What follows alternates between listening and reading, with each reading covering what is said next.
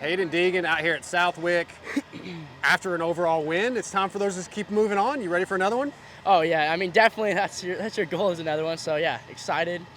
Southwick is a track that you have to dig at. It's going to be a hard race, so I'm excited. I like to dig it out. Now, you just flew in like literally an hour ago, landed. Obviously, we're just doing press day, but how are we feeling? Yeah, I feel good. Definitely got up early this morning to fly out like 5 a.m., but yeah, it's not too early, so yeah, we're going to have some fun. Yeah, so now that you got that overall, again, this season, you're, I think, 11 points down, or very close 11. to 100 right now. So is the goal to still kind of maintain so nothing happens and stay in second, or are we pushing to try to win? I mean, obviously you want to win, but what's the goal, to maintain or push? I mean, we're halfway. This is the halfway marker, and to have a chance at it at halfway and be this close, I mean, yeah, we're definitely gonna go trying for that top spot. It's just gonna be come with good starts, and we've done a lot of practice on our starts. And the last race was our starts were good. We came out second in the first one and the first in the next one, so we have the starts dialed, and hopefully it pays off here. But get out front, yeah, run good starts, and yeah, just give us some hard, aggressive racing. Have you raced here before? Oh, yeah, I have. I've raced here a couple times, a little under a year ago for Loretta's qualifier, I believe. You like the sand? Yeah, I love it. Dude, especially here, the sand's fun. The tracks get like rollers. Yeah. I love that. All right, so I'm sure you've heard the rumblings. Haiden Deegan from Motocross Nations. What would that mean as a rookie? The last time that happened was 06, Ryan Villapoto. They went over to Matterley Basin and won. What do you think? What are your thoughts on Motocross Nations? Are you even thinking about it? Yeah, it's hard to think about it as a rookie too, because it's a big deal, you know, for a rookie to go over and race MX Nations. And right now, the big thing though is just trying to, you know, since I'm so close in this championship fight and outdoors, like this is kind of the big focus right now. And yeah, it would be up to the team though. It's just a team thing. We got to figure that out. If they would, you know, want me to go over there, it'd be a big, you know, figure it out thing. So yeah, but I definitely have to go into the works. But you're not opposed to it. No, yeah, I mean, it'd still be sick to go race over there. Awesome. Last one, how's the bike? Have you made any significant changes in the last couple of weeks? Or are you pretty much leaving it at your base? Yeah, the bike's dialed in. We got it nice. Definitely did I mean, we work on some stuff, just keep trying to get it better. Rookie season, we started with a fresh thing this year, you know, fresh bikes. So every weekend, you know, just keep getting the bike a little better. Because with a better bike, you also go faster. So as long as we can keep ticking little things off and keep moving forward, that's the goal. Actually, I have one more for you. You recently did the pod with Christian Craig, his own pod. How was that? Just sitting there, it's more comfortable probably than a normal podcast, just talking to your buddy. Did you like that?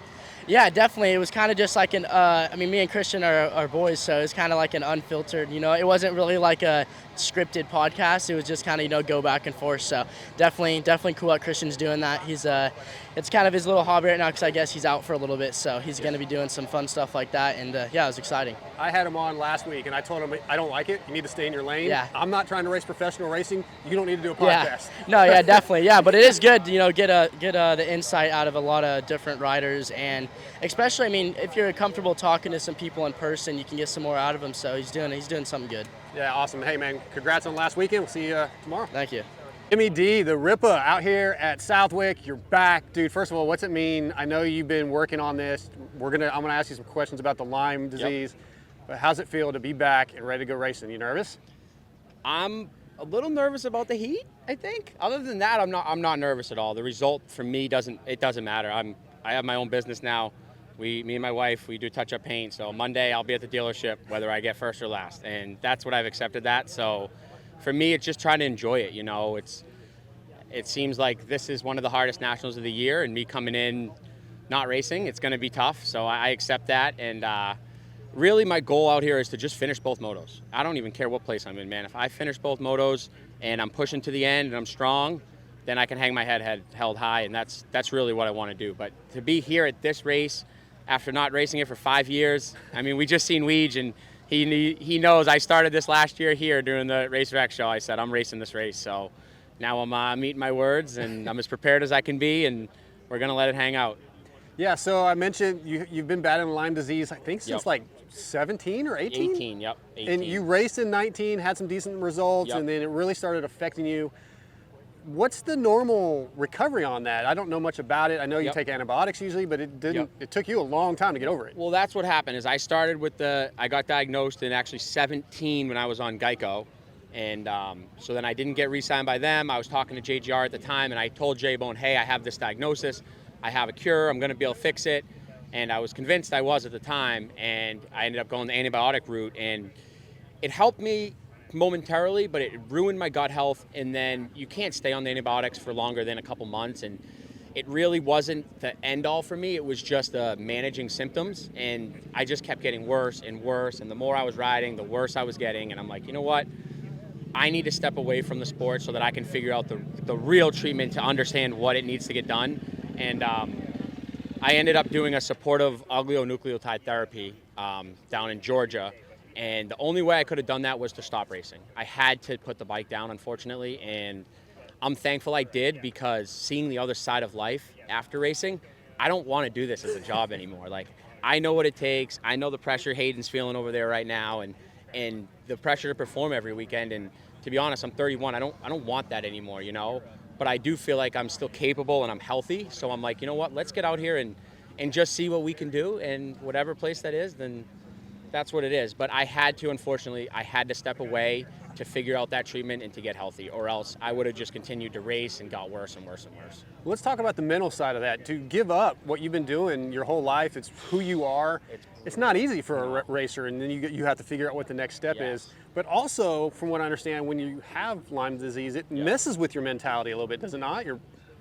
It messes with everything. And in this sport, you get to a point where some of the people around you can just be like, oh, you don't want it, or you don't have the heart, or you're just giving up. And it is a fine line, because there is guys in the sport who are lazy, and they do that. And as a team manager or as a trainer, you have to be on top of that and make sure they're not. But I got to a point where I had tried everything. I knew mentally I had done everything I could. Physically, I had done everything I could. So I had to do it. But it was physically, it was hard for me, but mentally, it was the hardest thing ever. So to be here, able to race, and to say I don't want to do it as a job makes me so damn happy. You have no idea. Because this isn't a comeback to make it my job. This is a comeback to do it that I'm healthy. And I'm thankful I don't want to do this full time. But I'm also thankful that I do want to do it for a one-off race, because I get to kind of come back. I mean, at Daytona too, when I retired, I just pulled off in practice and I never raced the motos. And a lot of my fans were kind of bummed on that. So this is kind of my giving back to them. And it's been a year of work from when I announced that with Weege. Don't get me wrong, I'm running my own business with my wife, but every Wednesday I've been here riding at Southwick, trying to get my prep in. So I'm doing the best I can. It's just, I only have so much days of riding with my lifestyle now. So right. I'm going to do my best, and I'm just thankful to be here, really. Was it difficult? Your wife was working with Yamaha doing PR, so you were at a lot of the Supercross races. Was that difficult, being at the events but not racing, or were you okay with it at that point? I was okay with it this year because Star had me doing the VIP. I was the VIP host, so I was busy. So I was talking to people all day, making sure their VIP guests were happy. So I had a passion tied to being at the race and something I like to do.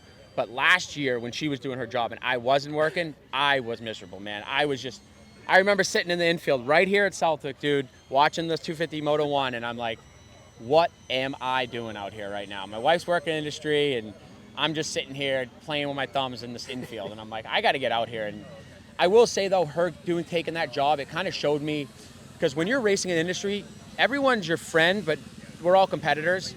So to come back like I did with my wife working and then me working too, it kind of showed me that although these guys were my competitors growing up, they're all my friends. And to see that is kind of what made me want to come back, is it's like, all right, these guys aren't my enemies, they're my friends. It's just in your head as a racer, you think all these teams don't like you, and it's like, they really do all like you. They're just trying to win and do the best they can do. So it's been a different perspective for me coming back now and being a racer, but still being friendly with everyone and feeling like, you know, it's not my job, and this is just, I just feel like seeing even some of the riders and the team members on other teams are like, Jimmy, like they're just so pumped to see me here, and that's kind of what makes me feel really good about it. That's fantastic. Last question for you.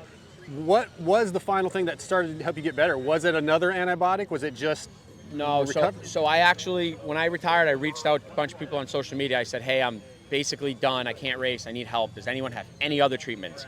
And 2 guys messaged me in the same day about a supportive oligonucleotide therapy. And the way it works is it basically stops the bacteria from replicating in your system. So they inject you with a fake strand sequence, basically. It's an mRNA shot, and they inject you with it, and it stops the bacteria from growing. So basically, I was able to get rid of the Lyme bacteria out of my body. So before, I was only managing symptoms, and then on a day like this, when it's 100 degrees, it just all flares back out. Stress would make it flare out. Anything would make it flare up. So now, I don't have those issues where it's flaring up anymore. It's completely out of my body, and I'm Lyme-free. If I'm tired out there, I'm just tired. And that's the difference to where I'm like, all right, this hurts.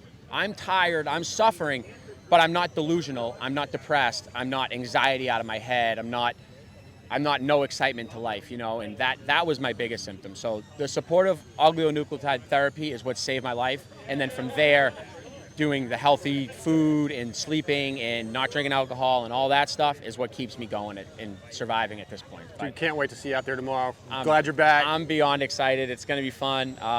The heat's going to be tough for me, but I guess I work on a pavement lot working on cars all day, so I should be used to this stuff. You'll be all right. I'm going to be good. Well, it's great to have you here at Southwick. I know you came over last year, and your goal, I think, you wanted to race Southwick.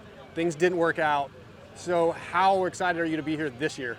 Well, that's correct. Last year I wanted to come here, but I got declined. And I didn't know anyone at that time. I didn't ride any races before, so well, I had no reason to be here for the organizers. So I started in Millville last year. I did Washougal, did a couple of races, but I got injured. I didn't do too good.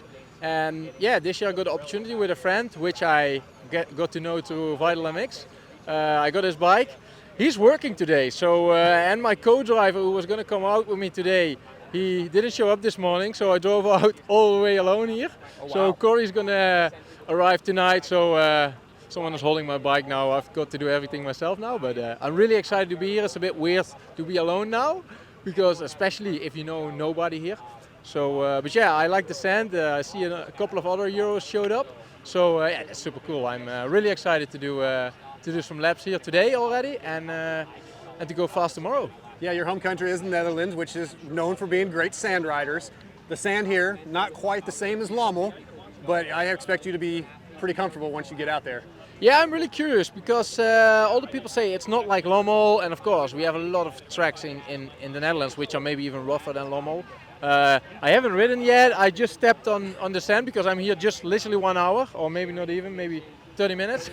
So yeah, I'm really curious how it's going to feel. Maybe have to do some suspension adjustments, but yeah, it's more. I prefer to come here than in Washougal. I think this is more my home turf. Yeah, I like the fact that you mentioned that Corey, our Vital forum guy, that he helped you out. You put a post last year, and some Vital people reached out and helped you, got you a bike. You were wanting a Honda, they hooked you up. That's pretty cool that the community came together. Yeah, it's crazy. I got a bike in the beginning through like a mutual friend of a Dutch friend who was riding already here. But of course, he wanted his bike back after two races, which I couldn't understand because he thought I was only going to use the bike for one race, and I thought I could use him for 2 races. So we traveled all the way to Washougal, and then he texted me and said, "Hey, dude, where's my bike?" So yeah, you know that movie like, "Hey dude, where's my car?" It sounds a bit the same, but like we were literally on the other side of the country, which is here like 4,000 miles or kilometers, I don't know, it's far. So yeah, I was a bit like worried because I didn't have a bike, but I changed my flights already. So I just put something on Vital, and then this guy, Moto Dirt Biker or something, just replied, said, "Text me on this number." So I texted him. We met up a couple days after at like Mission Moto, like a local track, to get used to his bike.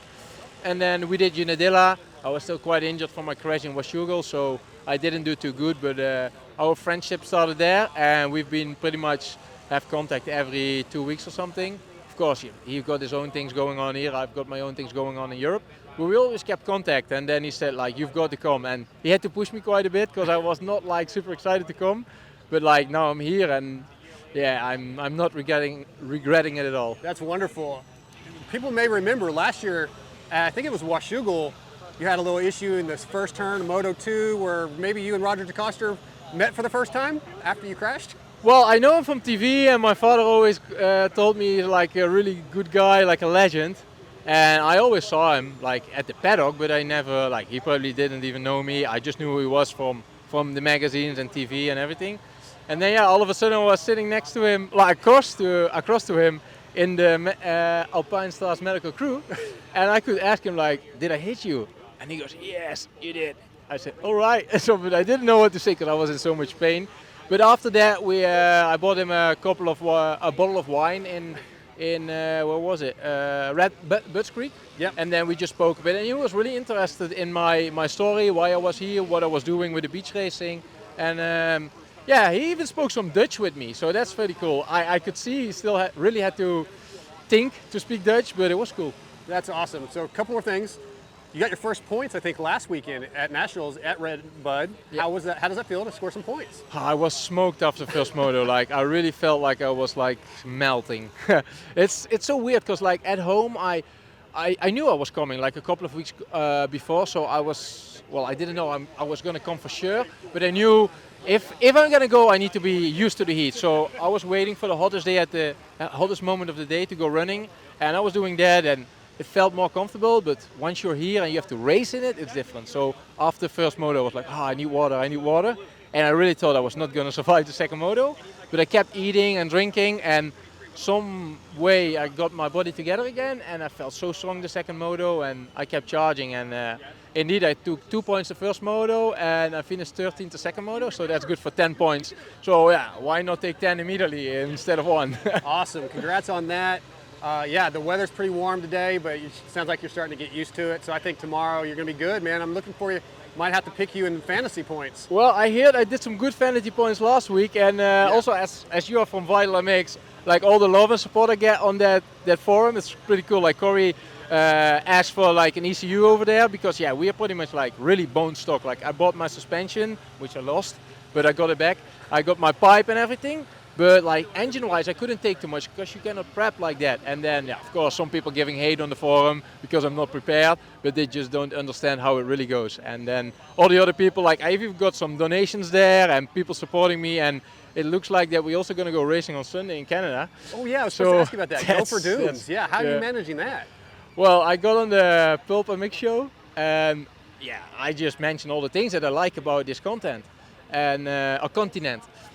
So he said something about Supercross, and I said, well, I would prefer to go for Dunes then, but I literally didn't know go for Dunes was Sunday. So well, he hooked me up in the end with a factory Honda ride for there. So I'm gonna ride there. I'm gonna drive there with Corey. Corey had to fix his passport and everything to get there.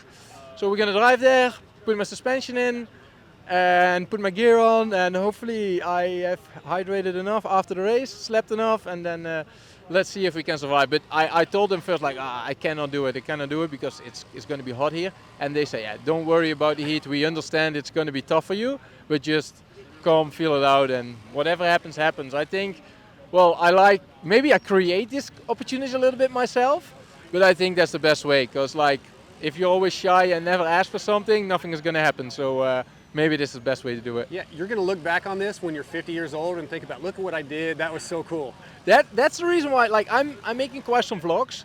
It's like hard to do it like in the meantime. Like I've got a friend now helping me out. I'm just going to send him the content. But I mainly do that to look back in like a year already, or maybe in 3 months. Like when you have a downtime or whatever, you feel shit. You just look at it and you go like, that was a cool time. So all the people who want to watch it, it's flight 787. That's because of my number.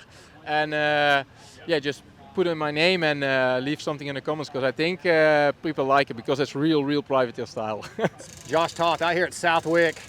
So you were just telling me this is your first national ever. I didn't realize that. I thought you had maybe attempted a few before because you are an enduro guy, but what brought you to Southwick? Yeah, this is my local track. Really, I grew up 30 minutes from here, and I've been coming here since I was a baby, and I think even when my mom was pregnant with me, she was here watching my dad. So just a dream of mine to really come out here and race, and just how the cards fell, I ended up as an off-road racer, and then the last handful of years when I kind of have gotten to the pro level, I've been in the off-road and kind of stuck to that. So now I've just this year expanded and just want to come out here and live the dream. So do you ride a lot of moto, training and practicing for off-road, enduro, and GNCCs? Yeah. The last handful of years got to practice with a lot of really legends of motocross and stuff, and yeah, just hone my skills, but never really take it to the races. So yeah, it's really cool to actually get the opportunity and be out here. What is it? Are you good at sand? Like I know you've done wild boar. We were just talking about that. You've done a bunch of the different GNCC races. Do you prefer sand, or are you better hard pack? Yeah, I mean, off-road takes you everywhere. Like you said, Florida wild boar, I get 3 hours of sand. I got plenty of it there, and I grew up 30 minutes from here, and kind of finding sand in New England is a treat. So yeah, I love it. I enjoy it. How is the AMA Enduro Series you've been doing? How you been doing in that? Yeah, pretty good. I got a win earlier in the season. I'm second in points right now, and just fighting with the points leader right now. So hope to tick off some wins and close that gap. Now you're racing the 250 tomorrow, Yeah. and correct. do you normally race the 450 in the off-road stuff? I typically race the 350. Oh, the 350. off-road, yeah. So is the 250, especially coming into the sand race, is that going to be a struggle? Yeah, fortunately I got a pretty good engine from Gas, but it's a bit different. It's not quite the torque I'm used to, and got to ring it out, and the power's in a different place, so I'm learning it. What is your goal tomorrow? Is it just to make it? Is it to get points? What's your goal? Yeah, I mean, I'm nervous about qualifying and just putting in that hot lap. So I get through, I'm going to be a huge relief, but once I get in there, I know where I stack up with some of the locals and where I should be at, and I'm looking to score a point too. Well, awesome, man. Great seeing you out here, and thanks for your time. Sweet, thanks.